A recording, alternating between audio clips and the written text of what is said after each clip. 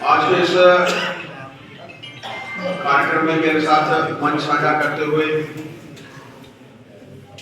Bharatiya Janata party के हमारे यहाँ के जिला के अध्यक्ष पूर्व विधायक राजीव शर्मा जी, सूरज सिंह भाऊ जी हमारे यहाँ पर वाइस चेयरमैन यहाँ के हमारे डिस्ट्रिक्ट के डीडीसी,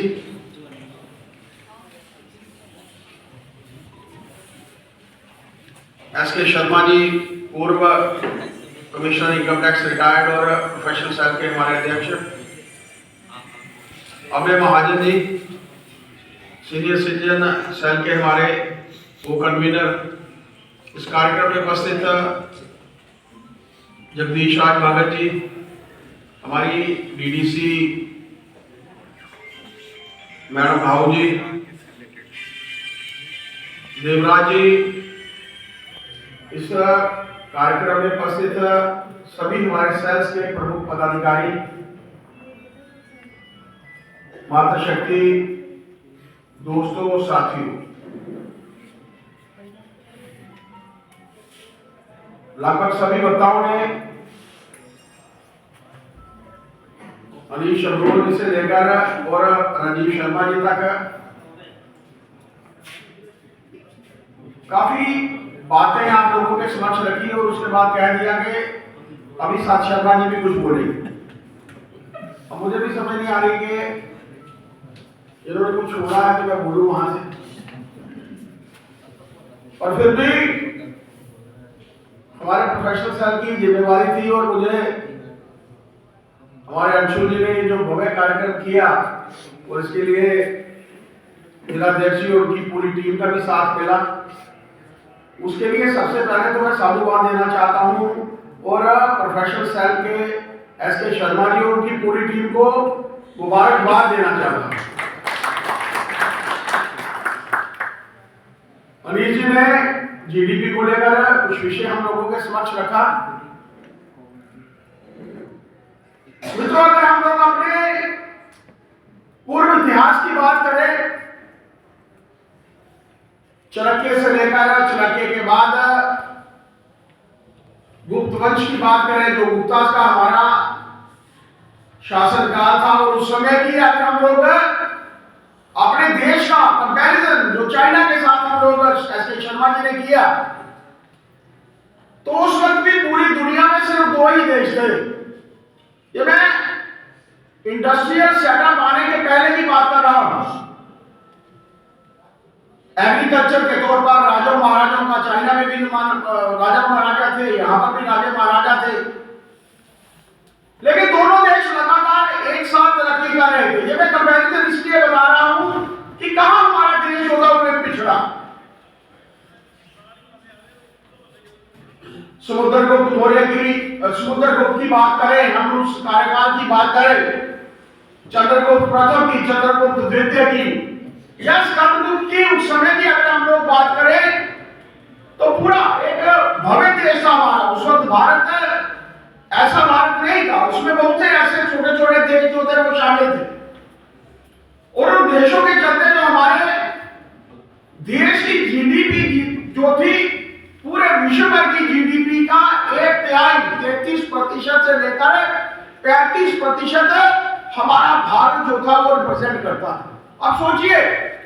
आज हम लोग 7% 8% की बात करते हैं, लेकिन उस वक्त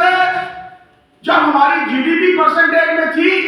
तो 33% से लेकर 35% थी, जो 1000 ईस्वी तक चली। एक ऐसा समय भी आया कि मुस्लिम शासकों ने हमारे देश के ऊपर इन्वेजन किया।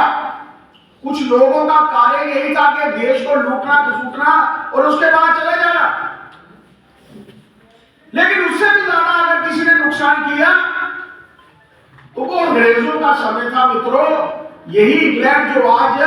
छठी पदान पर खड़ा है, तो वही इंग्लैंड का समय था। 200 वर्ष तक पूरे भारतवर्ष पर राज करने में उनको लगे, लेकिन लगभग 90 वर्ष 89 ईयर्स उन्होंने पूरे देश के ऊपर राज किया। और वही भारत जिसकी जीडीपी की मैं बात कर रहा हूं कि 1/3 हम लोग रिप्रेजेंट करते थे। जब भारत आजाद किया गया, आजाद हुआ, लाखों लोगों ने हमारी शहादतें दी, तो उस वक्त भारत की जीडीपी जो थी वो मात्र 3 और 4 के बीच में थी प्रतिशत। आप सोचिए कि ऐसा देश, और इंग्लैंड की जीडीपी यहां से लूट कर दुनिया भर का हमारा जितना भी सरमाया था वो इंग्लैंड वाले अपने साथ ले गए, और इंग्लैंड की जीडीपी उस वक्त 28% थी। आज हम लोग बिलियन की बात करते हैं, बिलियंस की बात करते हैं, ट्रिलियंस की बात, बिलियंस की बात करते हैं, ट्रिलियंस की बात करते हैं। तो आज कारण यही है कि ये जो 10 वर्ष का अंतराल हम सबको मिला, इस 10 वर्ष के अंतराल में हमारे देश ने मित्रों बहुत तरक्की की। अगर हम लोग लगातार से विकास की बात कर रहे हैं, अगर हमारी पर कैपिटा इनकम लगभग 2 लाख पहुंची है, 1,96,500 के लगभग है, तो पाकिस्तान पैरेलल हमारे साथ एक ही दिन में हम लोग आजाद हुए, लगभग एक ही दिन में। 14 को वो आजाद हुए, 15 को हम आजाद हुए 1947। लेकिन उनकी जीडीपी, उनकी जो पर कैपिटा इनकम है मात्र 86,000 रुपए। आप इमेजिन करिए कि कहां पर भारत जो है वो लगातार से तरक्की कर रहा है। अबे महाजन जी ने ठीक कहा कि किस तरीके से, चाहे वो छोटा देश है गिनी पापुआ, वहां का प्रधानमंत्री देश के प्रधानमंत्री के चरण स्पर्श करके ये बताना चाहता है कि आज भारत जो है वो सर्वोपरि है। आज ऑस्ट्रेलिया जैसे देश का प्रधानमंत्री नरेंद्र भाई मोदी जी को दी बॉस कह के संबोधित करता है, तो ये देश का सम्मान मित्रों जो है वो बढ़ा। पीछे से टैप करके अमेरिका के प्रधानमंत्री को यह बताना पड़ता है कि प्रधानमंत्री जी मैं भी यहां पर हूं। और आपने वो समय भी देखा होगा कि हमारे पूर्व प्रधानमंत्री कैसे समय में कैसी मीटिंगें बैठे थे, अटेंड करते थे और कैसा सम्मान पाते थे। मित्रों कारण यह था कि एक वातावरण जो नरेंद्र भाई मोदी जी के नेतृत्व में बना है वो अपने आप में एक उदाहरण है। और ये उदाहरण मैं आप लोगों को इसलिए दे रहा हूं कि वातावरण आप लोगों का ठीक नहीं है, इसके लिए भी लोग जो है वो काम कर रहे हैं। भारत जोड़ो यात्रा के नाम पर जो भारत तोड़ो यात्रा राहुल गांधी ने शुरू की है, वो मित्रों आप सबके सामने है। क्या भारत जोड़ो यात्रा का आप लोगों को ध्यान में होगा कि वही राहुल गांधी जॉन सोरस एक ऐसा इंसान है, एक ऐसी भव्य कंपनी का मालिक है जो छोटे छोटे देशों को तोड़ने में जो है वो क्षमता रखता है। वही सोरस की टीम का, उसकी अपनी टीम का एक वाइस प्रेसिडेंट सलीम शेट्टी लगातार से राहुल गांधी के साथ उस यात्रा में जो था वो शामिल था। क्या दर्शाता है? वो लोग छोटे छोटे देशों को तोड़ने की क्षमता रखते हैं। वही सोरस वो चाहता है कि विश्व भर में नरेंद्र मोदी, अमित शाह और हमारे जो बड़े नेता हैं उस देश में नहीं रहने चाहिए। कारण यह है कि देश जो है देश तरक्की कर रहा है और ऐसे समय में हमारी क्या भूमिका रहनी चाहिए? ऐसे समय में मित्रों हमारे लोगों की क्या भूमिका रहनी चाहिए? क्योंकि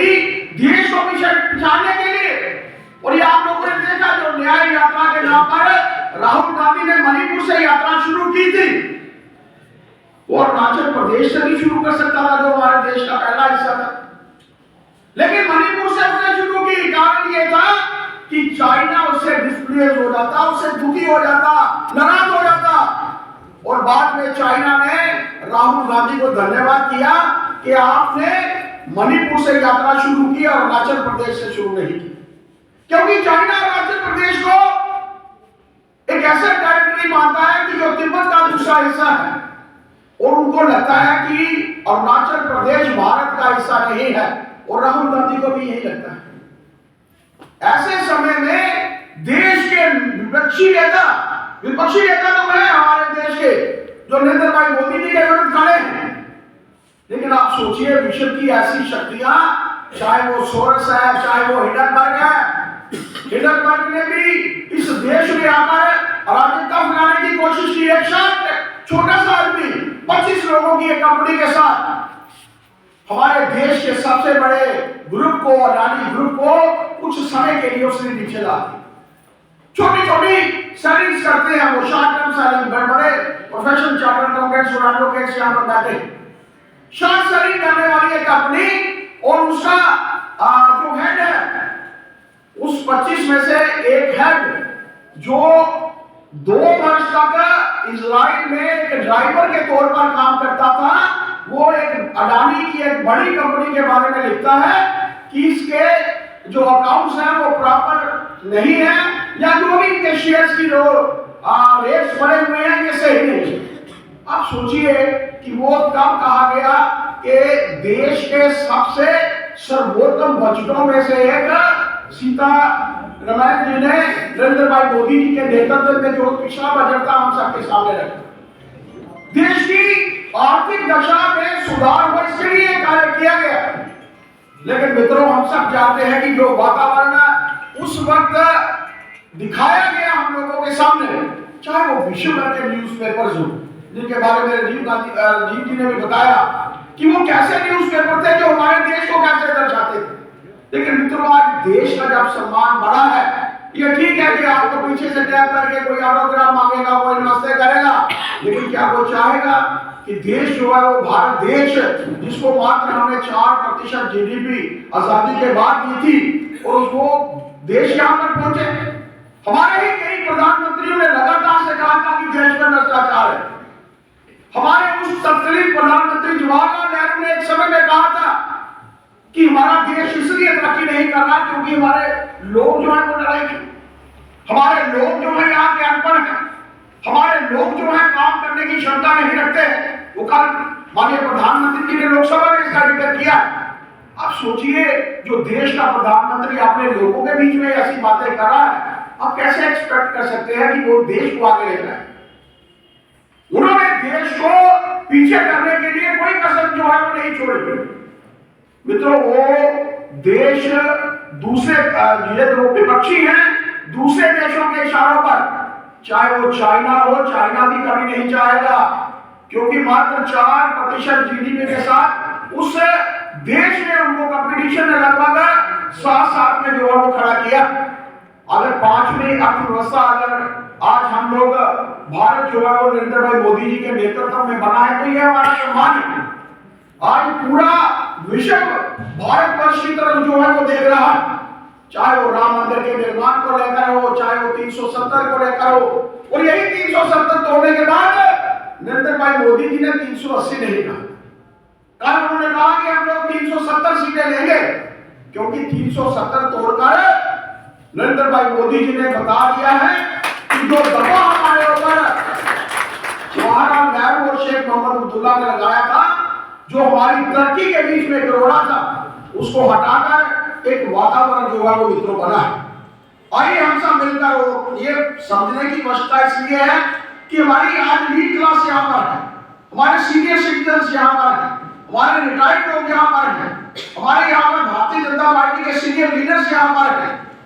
हम सबको मिलकर अगर हम लोग चाहते हैं कि इस देश का सम्मान जो है वो आगे बढ़े, तो मेरा मानना है कि हम सबको मिलकर इस देश को आगे ले जाने के लिए हम सबको जो है वो प्रयास करना होगा। और ये कार्य ज्यादा दूर नहीं है, ये 10 वर्ष के इतिहास में, 10 वर्ष के कार्यकाल में जो नरेंद्र भाई मोदी जी ने काम किया है, वो हम सबके सामने है। उस कार्यकाल में जो देश का सम्मान बढ़ा है, अगले 5 वर्ष उनको दीजिए, नरेंद्र भाई मोदी जी का कहना है, तो अगले 50 वर्ष भारतीय जनता पार्टी भी कहीं नहीं जाएगी और देश का सम्मान भी। और जो 2047 जब भारत अपनी आजादी के 100 वर्ष पूर्ण करेगा, तो एक ऐसे भारत की कल्पना जो गरीबी रहित होगा, एक ऐसे भारत की कल्पना जो साम्राज्यवाद से रहित होगा, एक ऐसे भारत की कल्पना जहां पर कोई बड़ा ऊंचा नीचा जाति पाति से हटकर सभी भारतीय जो है वो मिलकर काम करेंगे। और ऐसा भारत जो अर्थव्यवस्था में अगर हम लोग बात करेंगे, तो जितने भी विकासशील देश है, उन विकासशील देशों की श्रेणी में सबसे पहले अग्रणी खड़ा होगा। दीनदयाल उपाध्याय जी ने एक बार दिल्ली में जब वो भारतीय जनता पार्टी के अध्यक्ष बने थे, उन्होंने अपने एक भाषण में बात करके कहा था कि हम सबको मिलकर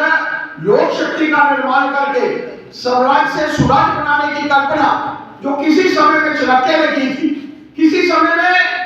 चंद्रगुप्त मौर्य ने इसके विषय में सोचा था, समुद्रगुप्त मौर्य ने इस विषय में सोचा था, वही आम लोगों का निर्माण करके स्वराज से सुराज बनाने की कल्पना और उसके बाद